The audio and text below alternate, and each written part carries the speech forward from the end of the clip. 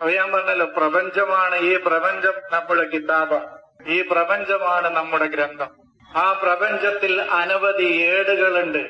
ആ ഏടുകൾ ഓരോന്നും മറിഞ്ഞുകൊണ്ടിരിക്കുകയാണ്, തന്നെ മറിഞ്ഞുകൊണ്ടിരിക്കുകയാണ് നമ്മുടെ മുമ്പിൽ. അത് കുറച്ച് ആലോചിച്ചാലേ മനസ്സിലാകുള്ളൂ.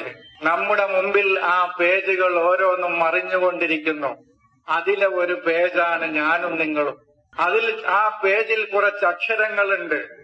ആ അക്ഷരങ്ങൾ യാത്രയാകുന്നത് ഒരു കെലിമത്താകാൻ വേണ്ടിയാണ്. ആരാണ് കെലിമത്ത്? ഈസയാണ് കെലിമത്ത്. ഇപ്പോൾ അക്ഷരങ്ങളാണത്. ഇത് ഞാൻ എഴുതുമ്പോ ആളുകൾക്ക് അതൊന്നും മനസ്സിലാണില്ല എന്നാ തോന്നണം. അതാണ് അതിനോട് വല്ലാതെ പ്രതികരിക്കാറൊന്നുമില്ല. ആ അക്ഷരങ്ങൾ യാത്ര ചെയ്യുകയാണ്. എവിടേക്കാണ് ആ അക്ഷരങ്ങൾ കൂടിയിട്ട് ഒരു കെലിമത്തുണ്ടാകേണ്ടതുണ്ട്. പക്ഷേ ആ അക്ഷരങ്ങൾ അതിന്റെ മൂന്നാമത്തെ ഘട്ടം കഴിയുമ്പോൾ അത് അല്പസമയം ജയിലിൽ കഴിയും. അതാരാണ്? യൂസുഫാണ്. ആ ജയിലിന്റെ ആ തടവറയിൽ നിന്ന് മോചനം നേടിയിട്ട് വേണം അതിന് കെലിമത്തായി തീരാൻ. അവിടേക്കുള്ള യാത്രയാണ്.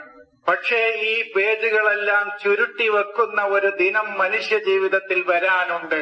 അതാണ് യൗമനുത്തുവിസ്സമാവാതി വല്ലർദ്, ആകാശഭൂമികളെ ഞാൻ ചുരുട്ടും കത്വയ്യിസിദിൽ, ഫയലുകൾ ചുരുട്ടി വെക്കുന്നത് പോലെ ഈ അറിവുകളൊക്കെ ചുരുട്ടി വെക്കുന്ന ഒരു കാലം ഓരോ മനുഷ്യ ജീവിതത്തിലും വരാനുണ്ട്. അത് വലിയൊരു ആശയമാണ്. അതിപ്പോ അങ്ങനെ മനസ്സിലാക്കിയത്. അപ്പൊ ഞാൻ ആമുഖമായി കുറച്ച് കാര്യങ്ങൾ നിങ്ങളുടെ മുമ്പിൽ പറഞ്ഞത് വെക്കുകയാണ്. അത് എന്തിനാന്ന് പറഞ്ഞാൽ, ഇത് ഇങ്ങനെയേ ഖുർആൻ വായിക്കാൻ പറ്റുള്ളൂ. മറ്റേ രീതിയിൽ വായിക്കണവർ വായിച്ചോട്ടെ, നമുക്ക് പ്രശ്നമൊന്നുമില്ല.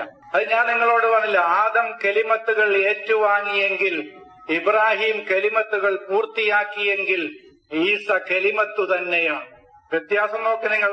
ആദം കെലിമത്തുകൾ ഏറ്റുവാങ്ങി, ഫതലഖ ആദമു മിർ റബ്ബിഹി കലിമാത്തിൻ, അല്ലെ? ആദം കെലിമത്തുകൾ ഏറ്റുവാങ്ങുന്നേയുള്ളൂ തന്റെ ചിന്തയിലേക്ക്.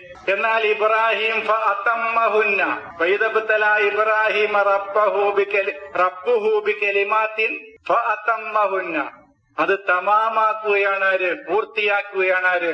ഇബ്രാഹിം. എന്നാൽ ഈസയാകട്ടെ അള്ളാഹുവിന്റെ കെലിമത്തു തന്നെയാണ്. ആ തടി തന്നെ കെലിമത്താ. ഇനി പൂർത്തിയാക്കാനില്ല എന്നർത്ഥം. അത് അതിന്റെ പൂർണ്ണതയായി മാറുകയാണ്. അതാണ് ഈ അക്ഷരങ്ങൾ കൂടി ഒരു കെലിമത്തിലേക്കുള്ള യാത്രയിലാണ് നമ്മൾ.